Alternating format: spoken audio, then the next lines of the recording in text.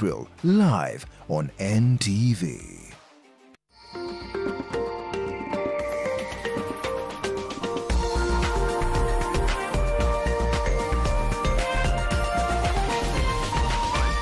This is NTV.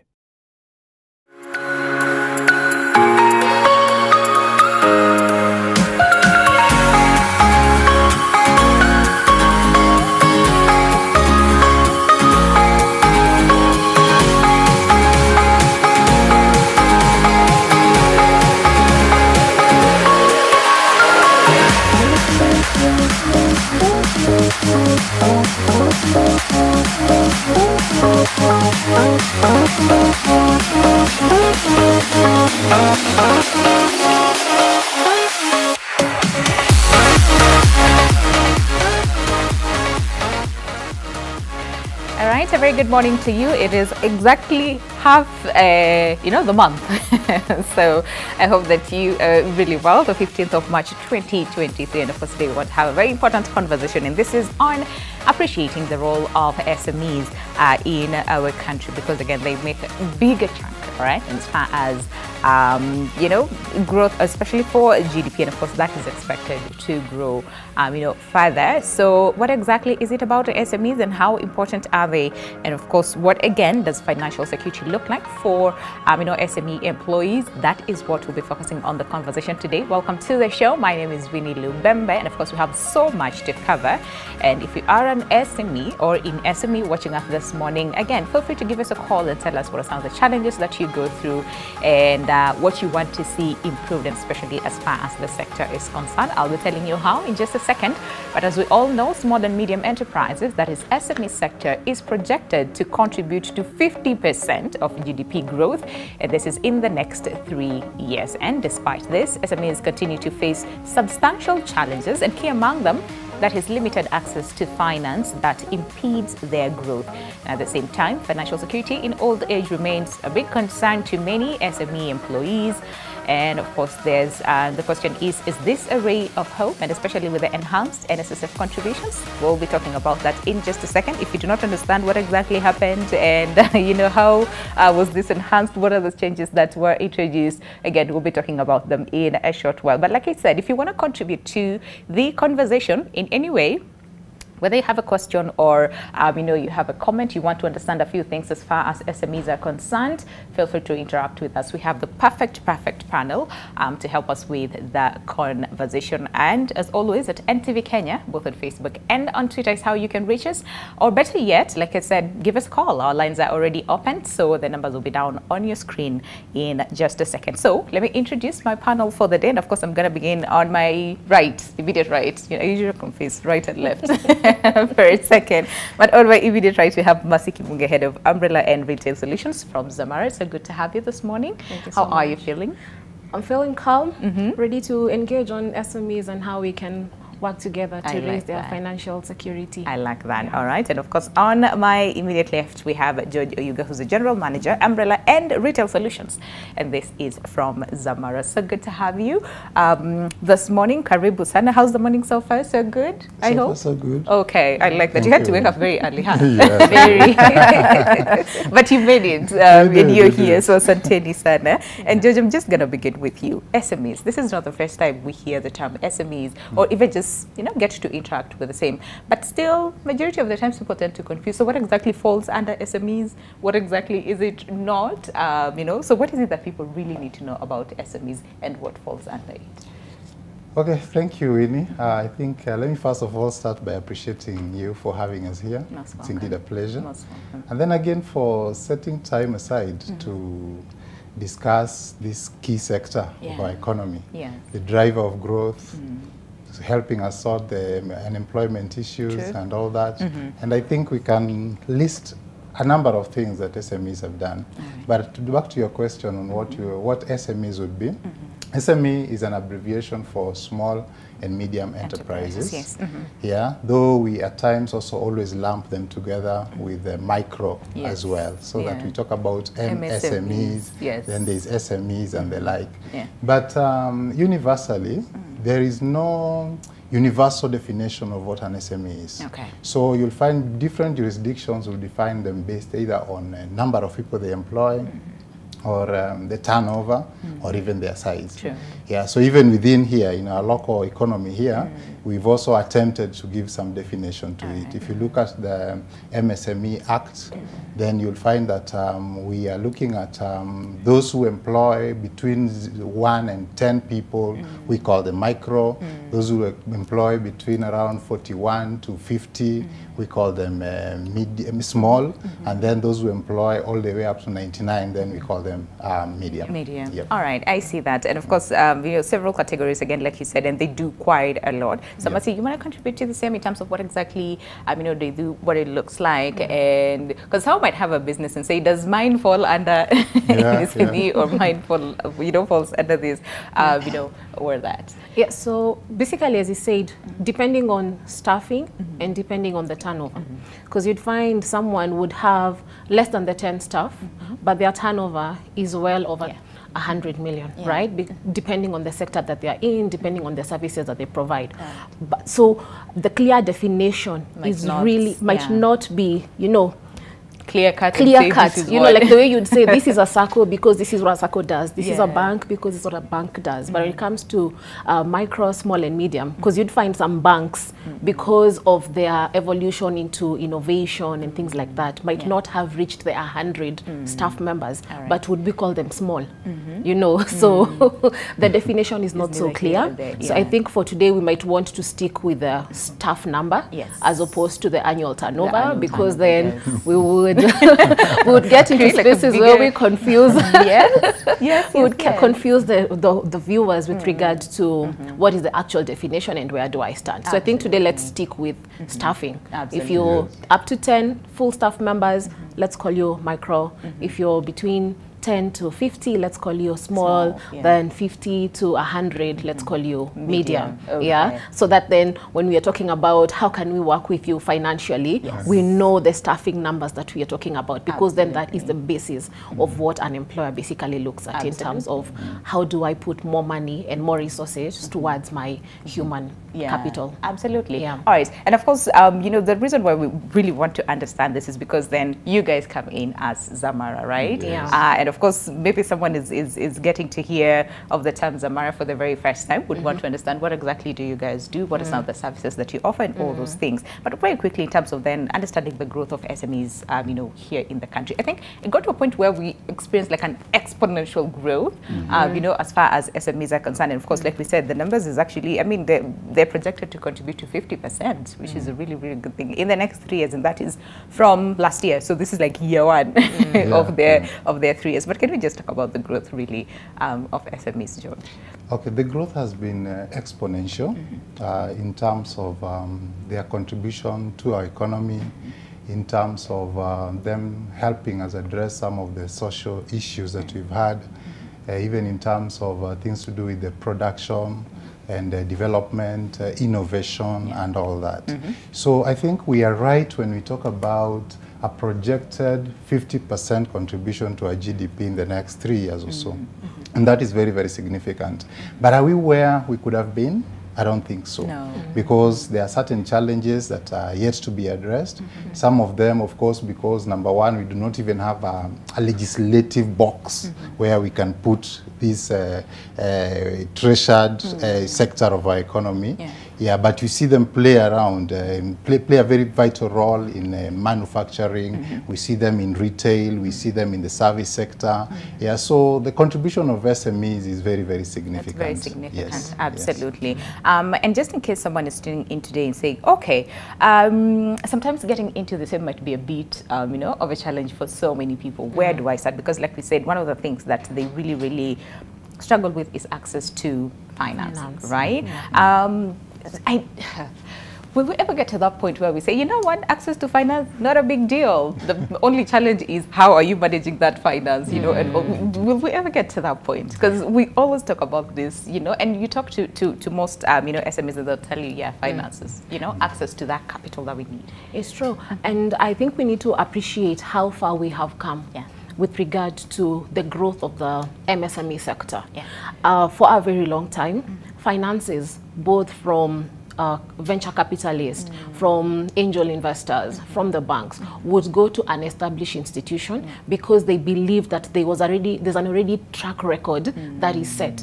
As you're coming in as a micro and small enterprise, you're basically having a vision, you have a future, but someone has to buy into this future to then give you the capital. And we have seen quite a bit of banks coming up with specific portfolios where they say that within this portfolio we are going to help either women-led organization, youth-led organization, specific sectors, manufacturing, agriculture, ICT, because then the vision is there. When you look at where are we headed as a country, what are the things that we want to achieve in a couple of years, then definitely the capital and the financing comes into place. So will we get to a place where access to that money will become easier? I believe we will get there. The question is, are we having in legislations that will assist us in this situation? Are we having situations where we have continuous monitoring and evaluation to ensure that these businesses basically thrive? Because we've also seen situations where most of them would die off within the first year, and then most of the other portfolio would not reach 5 years because of all these small challenges that come in between this space. So I believe with time, with the conversations that we are having with the MSME entity that has been set up by government that is helping bring all these people together, there's definitely some lights at the end of the tunnel. How long that would take then is a matter of time. We cannot project how long this would take. It would be a good thing if we would say by 2024 December, everyone who has a registered MSME can come to our entity and get this particular level of capital, and that would be a good thing. But I think it's the baby steps that we take that build up into a bigger space. Absolutely. All right. I think you want to contribute? Yes, go on ahead. the same one, lack of collateral, which has always been demanded by financial institutions, is always a bigger challenge. Because you see here, there's an SME that is just trying to set up. They may not have the collateral that is demanded. Some of them also, because of the non-official way that they do their business, they may also not have the kind of record keeping that banks would demand and the like. But all is not gloom, because we've seen both, as Mercy mentioned, that we have the financial sector, there are banks that are now already just saying our focus is this particular sector. And then we also have the government, and the government has also been making certain attempts. I think we saw some time back there was access to government procurement opportunities, some 30% being just set up that are for this particular segment, for all procurement on government services and the like. This is given to SMEs and, for example, women-led enterprises and the youth and the like. We've had things like the Youth Enterprise Development Fund, which is also a plus. We've had the SME Fund itself. We've also had like Uwezo Fund, Women Enterprise Fund, Kenya Credits, guarantee policies there, and the latest one is the Hustler Fund. So there has been attempts, exactly. There has been attempts to try and address these access to finance. Absolutely. And again, there are two things. So there's one thing to have this, funds set aside by either the government, or private sector, and banks, or all these entities. But there's also the knowledge, as far as so we have something that exists, and this is how we can reach out to them. I don't know how much we have as far as the level of awareness and information that people have out there as far as access to these funds. And if so, then why are we not taking them? So I think maybe I'll just speak onto Zamara and what we do in terms of ensuring we have a lot of engagements. So perhaps you may be aware, I think 2 years ago, we came up with a product that was reaching out to the micro and small medium enterprises, just trying to enable them on board on a platform where they can save for their old age, right? And this was Fahari, right? And we went to the grassroots, we went to the artisans, we went to the mamamboga, we went door by door, we literally decided not to go to any corporate entity and walk the journey at the very bottom of the pyramid to ensure that there is a level of appreciation, that there is a platform I can join, that I can save 50 shillings, 100 shillings, 200 shillings, and it's not as restrictive as other forms of, you know, trying to save.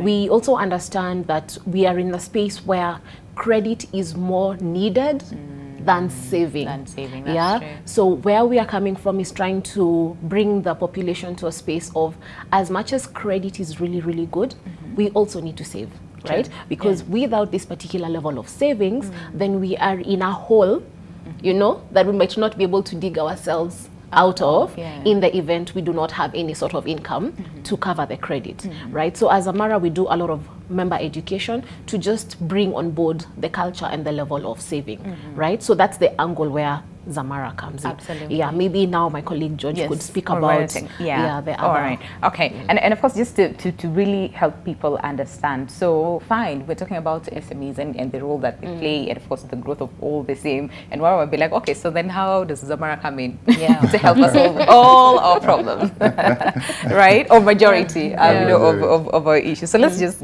get back to the basics, Zamara, just in case someone is tuning in today and, you know, interacting with a term for the very first time. Yeah. I think this is the one we say when looking at the camera. Yeah. Let me tell you. By all means, please. Yes. Yeah, Zamara Group. We are Zamara Actuaries, Administrators and Consultants Limited. All right. In Kenya, we offer a broad range of financial services, ranging from actuarial services all the way to pension administration, all the way to insurance brokerage or insurance services. So that is broadly what we do.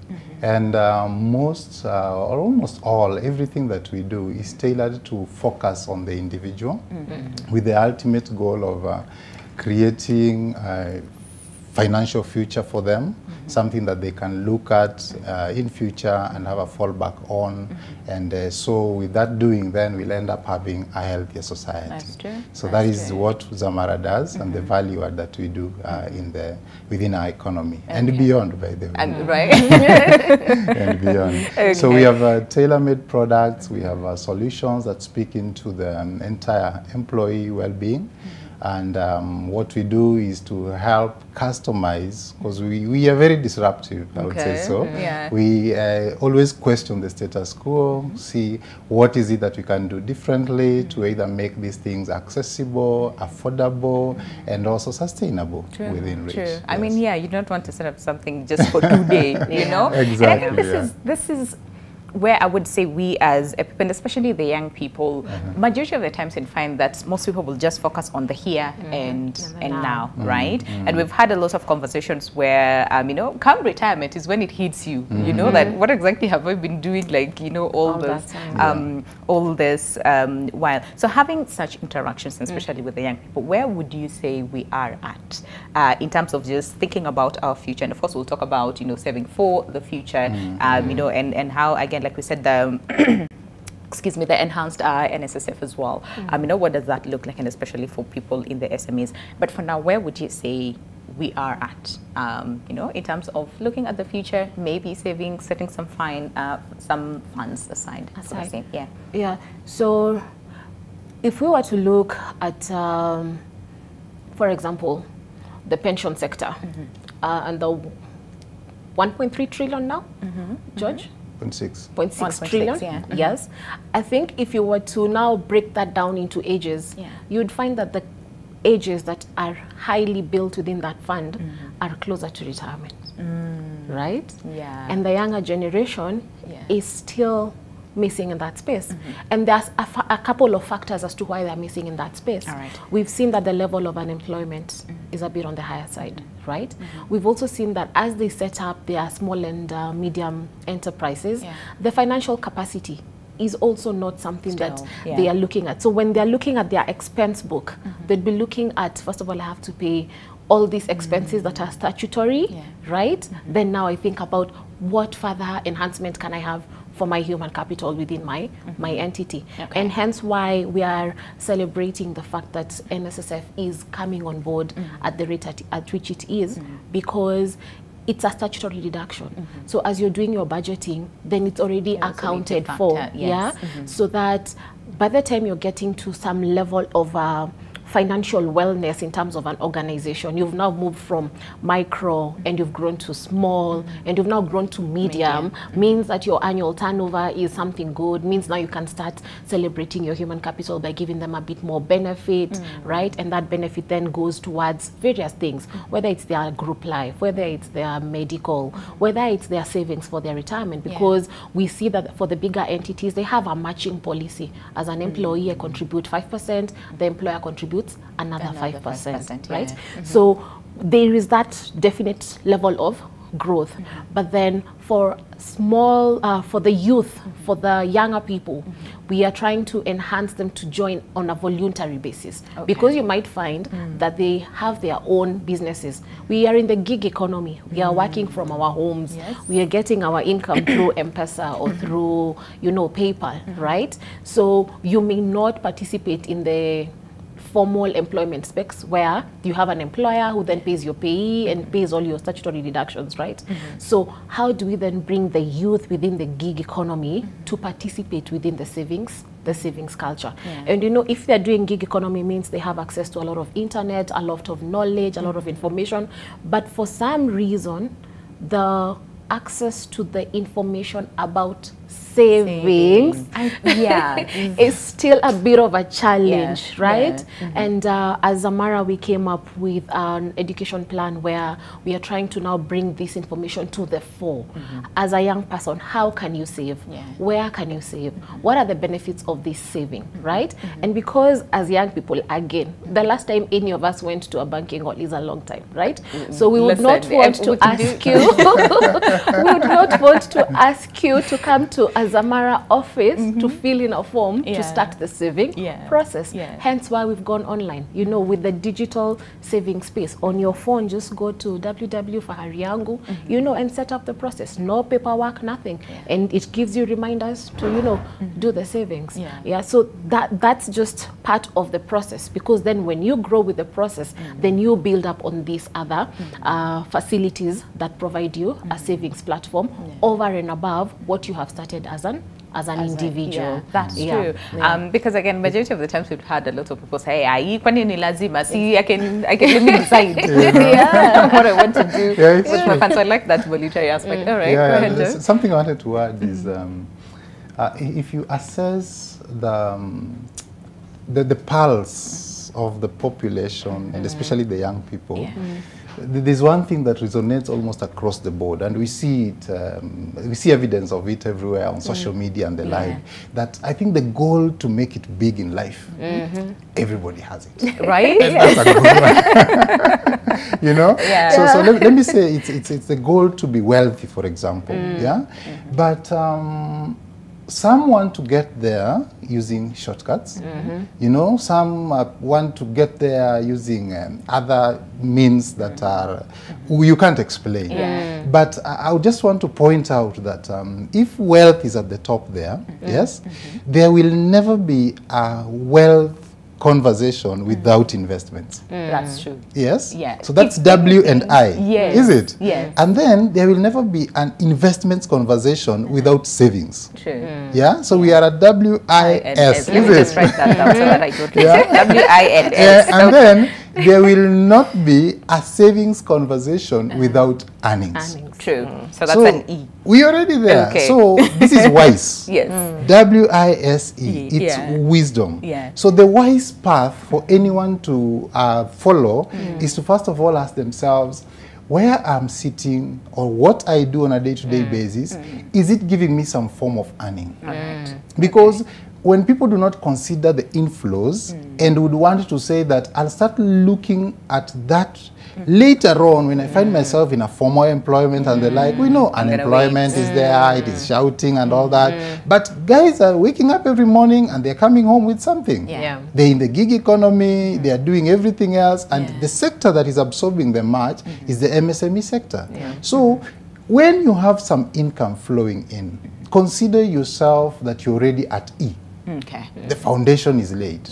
Now, look for a way of getting to graduate from the E to the S. The S. Yes, Okay. and then start some savings. Okay. Don't eat everything. Even farmers, if you were to boil all the seeds you harvest, tomorrow won't have you'll be, anything to- when the rains are seen, you'll start begging your neighbor to give you something to plant. Yeah, Is it? yeah. So save. After savings, let's discuss investments. After that, then Yeah. let's discuss wealth management, distribution, protection, and all those kind of After things. you have acquired what it is that Exactly. you wanted to acquire. And what that's you why, need to as you save. said, the new NSSF Act number 45 of 2013 Yes. is a step in the right direction. Really is, Why? okay. Because that savings component that has been missing will now be the practice of everybody, provided there is something that they are earning. And it's a step in the right direction. And just in case someone is like, okay, what exactly does it say? So let me just read it, all right? So the Act establishes that the National Social Security Fund provides social security for workers and that aspect. Because majority of the times people used to think it's just that. It's for civil servants. This is not for me, or the workers and all those things.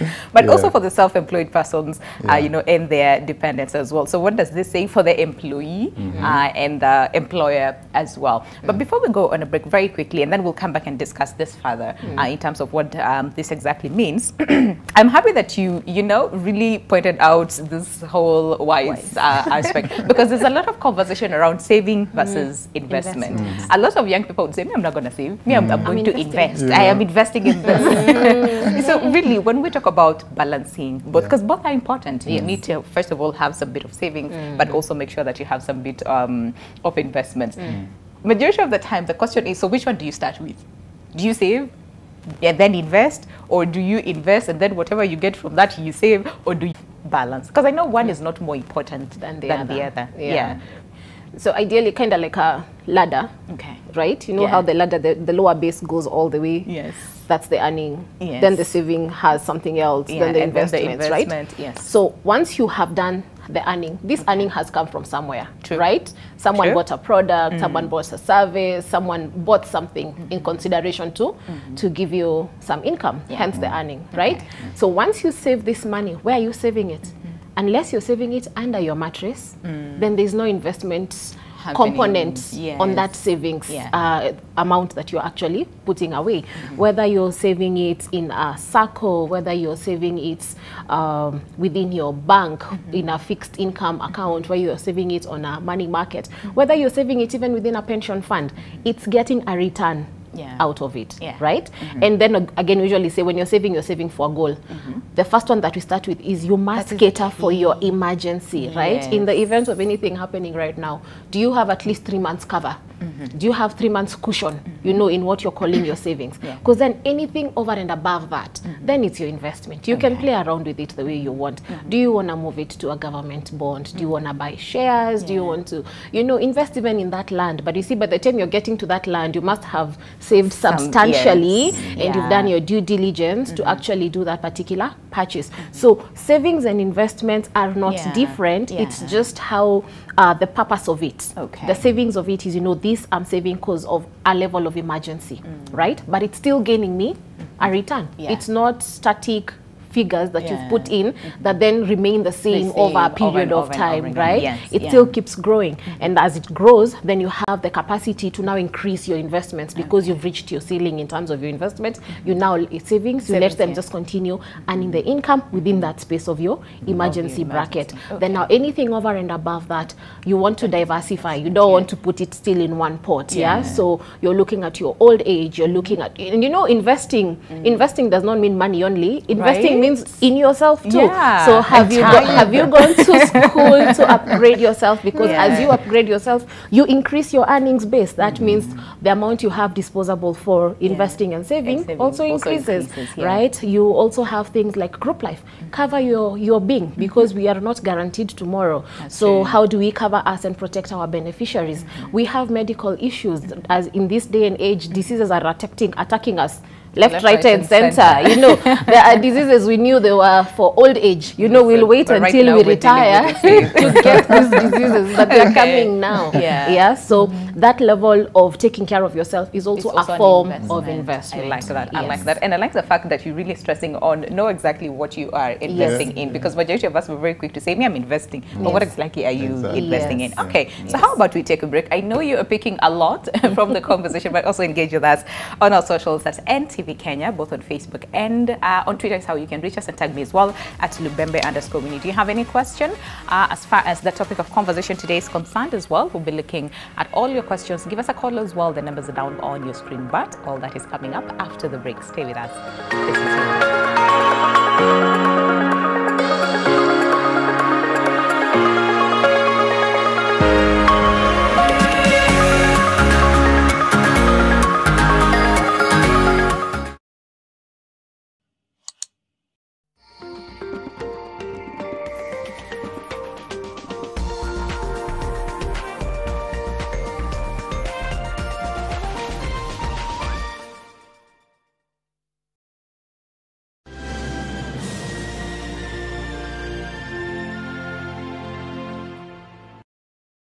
Choose boldness.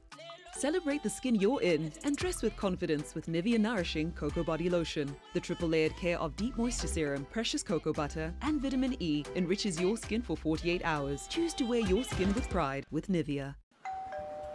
Own your dream home for as low as 1.98 million Kenya shillings in Vipingo, Kilifi, and enjoy a flexible payment plan of 10% on signing of the letter of offer and the balance in equal monthly installments within 18 months. Supported by world-class amenities and infrastructure, our estates offer a unique, secure environment with a wide range of outdoor facilities. SMS Vipingo to 22365 or call us today on 0740 400 215.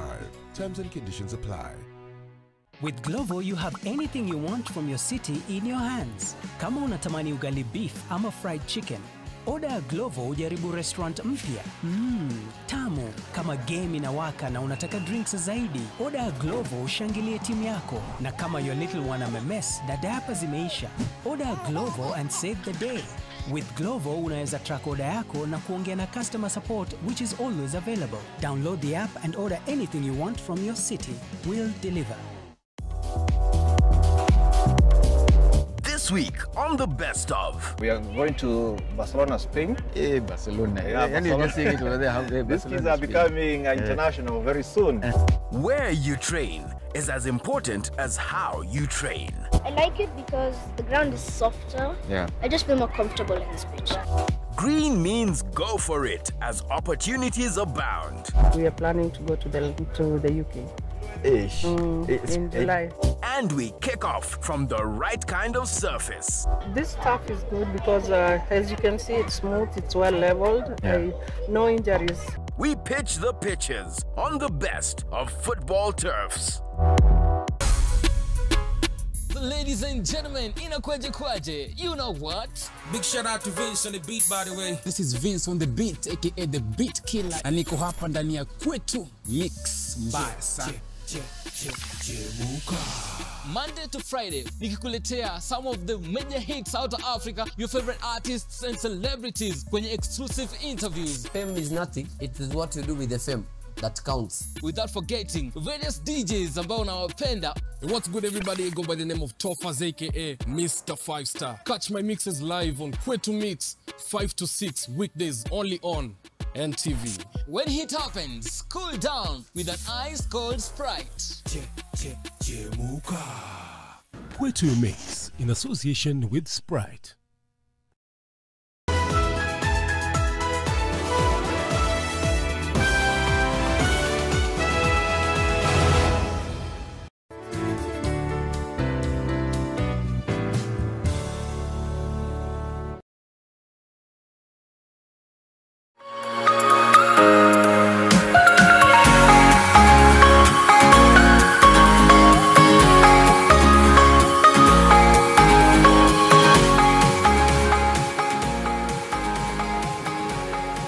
All right, welcome back. Glad you're still with us, and of course the show is Your World, and today we're really focusing on you know, the SMEs in the country, and of course appreciating their role, but also reminding ourselves this is as far as our future and the whole question about what we're supposed to do, and especially with our incomes, because majority of the times, yes, I would want to live in the here and now, hashtag YOLO, you know, you only live once, you want to have all these experiences, but what exactly does your future look like? And of course, in this sense, we're really focusing on the SMEs.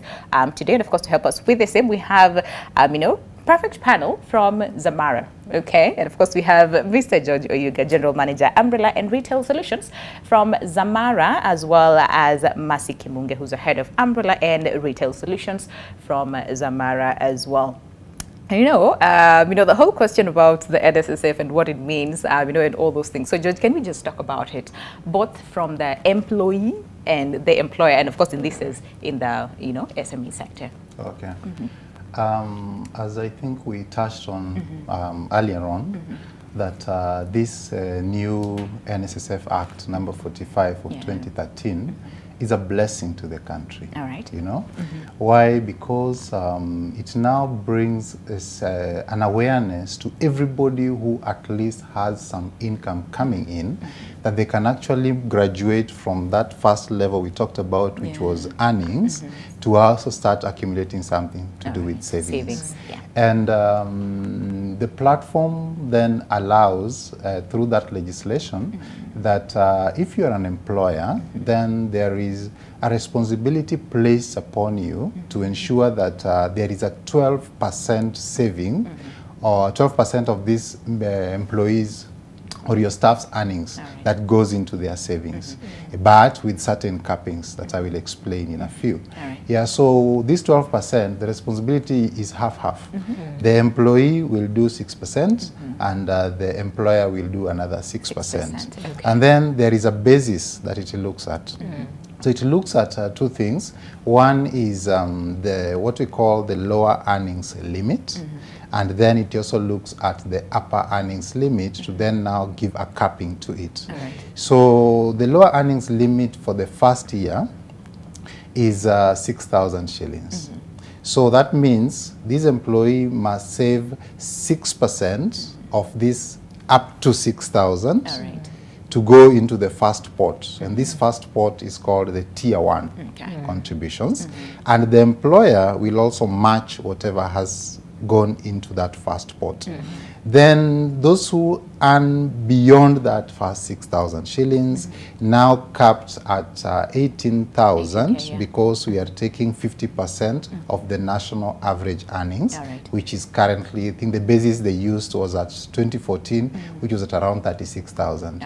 So any earnings or pensionable earnings between that, now the 6,000 up to the 18,000, now goes into the second pot, which is the Tier 2 contributions. So what the Act has given is an opportunity for people to, one, enjoy a lump sum when they get to the retirement age, and at the same time also get a chance to have a regular income into their future lives in the form of either a pension or an annuity or in the form of an income drawdown arrangement. So the first pot, Tier 1, will be paid as a lump sum. The second pot must be paid as a pension. And this is because, you see, for example, if you have accumulated all these and you're in the sector we are discussing, MSME, that depends on you waking up every day. That depends on whether you have the energy to do your trade for that particular day. If you don't wake up, nothing checks in, you see. When we get to retirement age, there are certain things that happen. Our bodies become frail, we may not be no longer available and vibrant as we used to be. And I think that regular income now kicks in to now give you a replacement, which then now ensures that you have something coming in all through.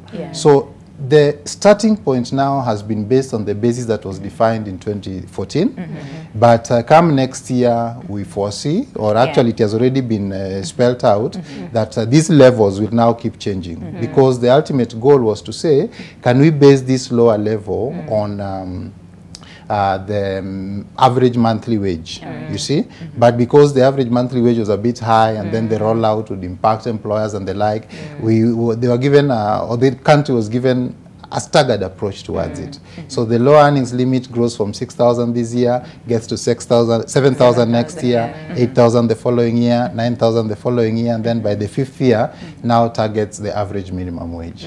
Exactly. And then the upper one also changes as well. So year 1, we were at 50% of national average earnings, which was 50% of 36,000, which is 18,000. Come next year, it will be 1 times national average earnings. The following year, 2 times. The other year, 3 times, like that, like that. So by year 5, you'll actually find out that almost everybody who earns from the first shilling all the way to almost 140,000 as their monthly wage would actually be within the brackets of NSSF contributions, which is a good thing, because now we'll get the country to, you know, start saving. And I know majority of the times people would say, and especially when it comes to the whole question about pension and retirement and all those things, it's like, yes, you retire, but then again, whatever you're getting sort of like does not make sense given the years you know, that you have spent working. So, you know, with the you know, enhanced you know, contributions, a lot of people are like, okay, I mean, yeah, might make sense, you know, a little bit here, you know, and there. But then again, for someone who is in the SMEs and watching us this morning and thinking, okay, so then how do I sort of like align myself, you know, to suit this enhanced, you know, contribution, so that I also, like you said earlier on, make sure that I also get to a point where I can invest in my human capital and make it a little bit comfortable for them. Yeah. So for starters, you would realize that the fact that you're complying means that you've already given a heads up to your human capital, right? Because, you know, we're in this economy, right? Someone giving you an extra 1,000 shillings is not a mean feat, especially now when you're feeling everything is a bit tied down. We feel for the employers, but this being a statutory deduction, for the employee is a plus, because that means what you're saving plus what your employer is saving for you has basically increased tenfold, right? Because it was 200, 400, now you're doing a total of 2160 per month. If we were to do the 400 in a year, that's basically coming to less than 5,000, so 4,800. But now with this particular space, we are moving into about 25,000 on an annual basis. That is a plus for the member. However they look at it, it's still a plus for the member. That's close to 20,000 more than you would have actually received into your pension pot without the implementation of NSSF as it's coming on board, right? So then the other thing is, of course, as the employer is getting into this space where the statutory deduction is being done, right? And you want to do more for your human capital, right? There are other statutory deductions that have to be paid. I mean, for example, there's WIBA. Every employer in this space has to provide WIBA for their employees. So if they'd want to enhance something for their human capital over and above that, then they would want to add on what we call a group life assurance, right? And make it a combined solution, because your WIBA just covers the employee 8 to 5. At the moment, they are within the workspace, right? But when you add a GLA on top, what does that do? It becomes a 24-hour cover for these members. And you see, that's just something very simple that you tweak within your expense budget. And as I said, as you grow, then you start seeing different things. We know medical is a plus, but we have the NHIF that has been enhanced to the level that it has been enhanced. But then over and above that, it might be a bit expensive. So how else can we partner with these members? You know, as he said, for SMEs, we do a lot of tailoring of the solution. So you have 10 staff. Do you want to do specific levels of cover? So do we just want to do an outpatient and an inpatient cover? Do we want to do just maternity cover or a dental cover or an optical cover, depending on the needs of your particular employees? So those are conversations that we have, because nothing really cuts across. Even for the big corporates, nothing really cuts across. The medical cover perhaps offered for Nation Media might not be potentially the same offered to Zamara, because of the different cadres of employees, you know, and needs of each of your employees. So it's the same thing with the SMEs. We begin with the NSSF because it's statutory. We begin with the WIBA because again it's also statutory. Then how do we build up from there? Same thing as the WISE. We can use the WISE model. At the very bottom is the statutory deductions. Then from there we enhance slowly as we get to these spaces of wealth, because you would realize some of these micro and small enterprises are key man resource based. So there's one key person, and if this person is not there, then the potential of the business to fold is very high. How then do we tailor a product that caters for this key man and ensures that some of these risks have been absorbed? So as he said, with the scope of cover that we do as Zamara, from doing your actuarial analysis to doing your pension administration to doing your insurance products, we tailor something that works for you within the budget that you say you have that can cover your particular organization. Absolutely. Actually, we actually moved from calling them products. We call them solutions. Oh yeah, we're very disruptive. Those very disruptive. Those are solutions. Because what we do is we are very, very cognizant of what's happening in the economy. And we look at where the pain points are. And then we come back and ask ourselves, what can we do to address this pain point? And that is now what comes out as a solution. So it is targeted, it is customized, we make it accessible as well as affordable. And then talking about the plight of most SMEs, I know we normally magnify access to finance and the like, but there are many other challenges as well that they may go through. Part of that would be things to do with like, do they have policies that support their incubation all the way to growth, you know, and all that. If we could have that, then well-defined, to a point whereby we even have like an, let's say like a legislation that is specific and focused to SMEs.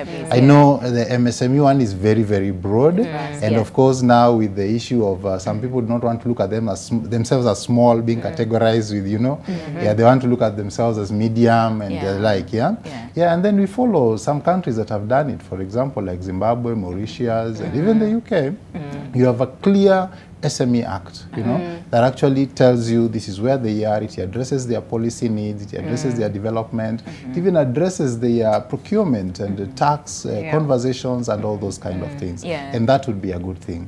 But you see all those conversations, again, they're focused on the entity. And that's where at times I feel we lose it a bit because it is the entity. I urge everybody to try and also drill down to the engine that runs that entity, and that is the employee. That's true. So employee well-being is a key focus, because every time we come to address the employee's well-being, we are normally either addressing their physical environment.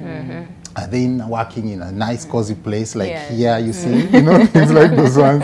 Those are the things you want to look at, But we do not want to focus on the financial health, because that is very, very key. That is what everybody will be left holding as the clock continues to tick from seconds to minutes to hours to days to weeks to months to years to decades. What you'll be left holding is how healthy are you financially at the end of all this. And majority of the times people usually focus on priority. What is my priority right now? And especially the fact that we talked about the cost of living is through the roof and all those things. So people might find themselves thinking about what is my priority now. For the future, we'll cross the bridge when we get there. But for now, what is it that I am prioritizing?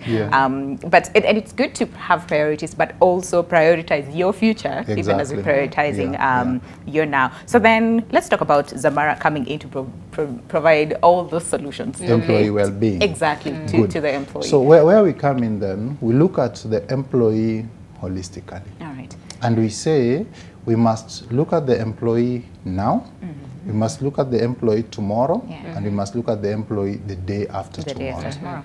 So discussing the employee now, part of that is addressed by legislation, because legislation will require that somebody is working in a right environment and the like. So we are there. How we do it is to say we know who provides those covers. We are there as an intermediary. We will help you negotiate. We will help you get access. We'll help you get an affordable thing. And we'll also help be your eye on any of those fine prints. You know those things that are printed in font 3? Yes. And you overlook. Just exactly. You just look at where do I sign here and the like. That's it, We do all that for you. We track what is changing and we are able to help you package something that will resonate with you, customize for your environment and the like. Then we look at the employee tomorrow. The employee tomorrow, we provide them an opportunity to be able to see that, by the way, we don't just live for the day. Yeah. Part of the reason why I feel like I need to eat today is so that tomorrow I may wake up alive. Right? And you know, people are doing all the right things. From the time COVID came in, some people who had never even exercised picked up exercise. You know, gym memberships, short exercise. People discover that, oh, this small space in the room, I can be doing some stretches and press-ups and the like. And I see you guys also showcasing some aerobics in the mornings and all those kind of things. Nice things, is it? What do these things end up doing? They end up giving you some level of guarantee that you will live longer. That means when tomorrow comes, you will be required to show up. So you need a platform that can help you save. So how do we do that? There is individual solutions, personal pension plans that are there. We give you access to saving vehicles within the pension space, and within that also we're able to highlight for you that you can also save on tax when you are a member of some of these platforms. You see, the other things that we are also able to do is offer people financial education. And that is very important. Exactly. Absolutely very if you give someone financial education, you have helped them tick the box on almost all the other faculties of life. Why? Because they will make better financial decisions. And those better financial decisions will get them to the next level and to the next level and the like. You know what people do is, okay, currently, maybe if I'm a member of a pension scheme, I'm saying my employer is doing 5 or 10 or 7.5%. That is the only thing I come to discuss even in an AGM. It is 5% of my pay. These other 95 is a no-go zone. Because in that one, don't touch, don't discuss and the like. But that's where the real boxes in life are ticked. So when we keep people with financial education, we help them make better financial decisions. We help them be able to access, open their eyes to investment opportunities. You see that WISE model. We actually move them from one step to the next, to the next, and to the next. I like that. And it's good, you know, to again focus on the employee, but now maybe the employer of an SME is watching us and thinking, okay, but what about me? Because because I want to make sure that I can do all those things for my employees, right? For the employer, again, you'll be interested in economies of scale, especially every time you want to flash out that I'm employing 100, I'm employing 50, you know, and the like, Even the one who is employing only 5, we have like the space I manage, it's called an umbrella retirement arrangement. Because you see, initially before umbrella schemes came to be, every entity would be expected to register a pension scheme, voluntarily of course, but once you register it, it falls into the ambits of the retirement benefits regulations and the like, is it? But you go in there, register it as an entity. Once you register it, it is a fund, managed as a trust, separate from your organization. Then it has a board of trustees. Then you must bring in service providers, someone to invest, someone to hold custody of the assets and all those things. It's a bit complicated. It's a complex thing. So what we came up with way back in 2005 was to say, could we set up a fund, call it an umbrella fund.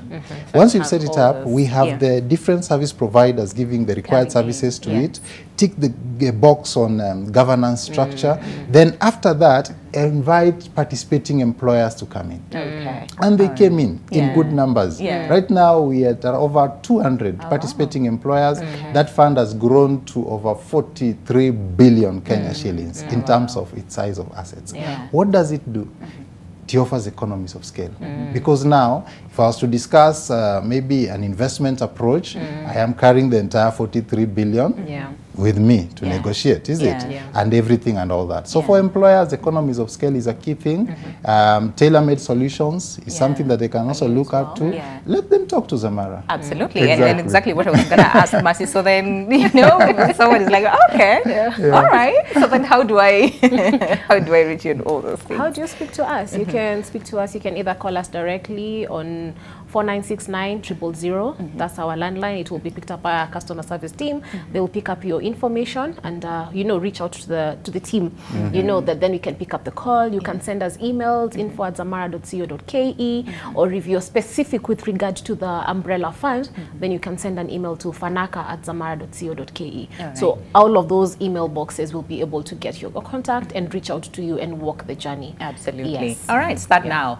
Yes, start now. Start now. Not at you when I get 35 is when I'll start thinking about all those things. Okay, and of course it's very challenging sometimes for the SMEs, because again, like you said, money coming in today and then you know money will come in tomorrow, so you tend to overspend, you know, or overuse the one that you have today. By the time you get to that 35 that you talk about, maybe you might not have you know, anything. All right. So as we bring this to a close, then I'd want you to speak to the people who are watching us, and you know, like George said, this is the point where you look at the camera and speak to the people really as far as just being financially literate and financially healthy, even as we look to the future. And of course, this is again geared to the SMEs. What would you say to the people? All right. So, of course, to anyone who's listening to us this morning who's come from the MSME space, as Zamara, we are here to walk the journey with you. Financial information, education is a key thing in every sphere of our lives. I know we go to church and you're told you have to tithe that 10%, and we ask the priest, is it 10 on gross, 10 on basic, 10 on after expenses, right? So we want to walk this journey with you to make it so clear and to help you move to a space where you feel you are properly, sufficiently covered for the future, right? We do not want to say that we are going to rely on government when we are in our 80s to then make sure that we are living our best lives. Let's start the journey now. Absolutely. I love that. All right. And George, what would you say to the people? I think for me, it's just a call to employers that in that sector, whether it's even beyond the MSME space, the real engine that drives your existence is your staff. And legislation has come in to bring just one side of it, which is through the NSSF Act to help them with savings. But holistically, you need to look at the entire space of the employee well-being. Look at how can they access medical, look at how can they access insurance, look at how can they access protection on various things, both for themselves and also for what is theirs, either in property or people, family and the like. Look at how you can be able to leverage on that. And then talk to, like us, we are an aggregator because we are bringing many employers together, and with that we are able to negotiate something that will help you. You'll never feel small in it, even if you are only employing 5 or so people and the like. And that is aligned to, there's a verse in the Bible, allow me to say, I think it's in 1 Timothy, it's a 1 Timothy 5:18 that says, do not muzzle an ox in the threshing field. When you do so, you may save some straws because it will not have taken, but you'll not have given it a chance to be able to re-energize while it is working. When you take care of your employees, the chances are that you'll actually gain more at the end because they'll value you as an employer and feel like you are the best to work for. And we can help you do that with Zamara. Everybody wants that, to be like the best employer. So think about that. All right. So allow us to bring this conversation to a close. But of course, it continues online. It doesn't mean that since we're out here, Jackson is like, yeah, we need to go. The conversation stops, right? So let's keep the conversation going online. That is on our YouTube page as well as on our Twitter and our Facebook page. But for now, allow me to say thank you to George Oyuga, who's the General Manager, Umbrella and Retail Solutions from Zamara, as well as Mercy Kimunge, Head of Umbrella and Retail Solutions from Zamara as well. Asanteni sana, we've learned a lot. I've picked out quite a few things from the conversation. So again, make sure that you think about it, look at it, you know, and make the final decision. But for now, goodbye, God bless. See you tomorrow morning, same time, same place. But yeah, enjoy the rest of your day. Good.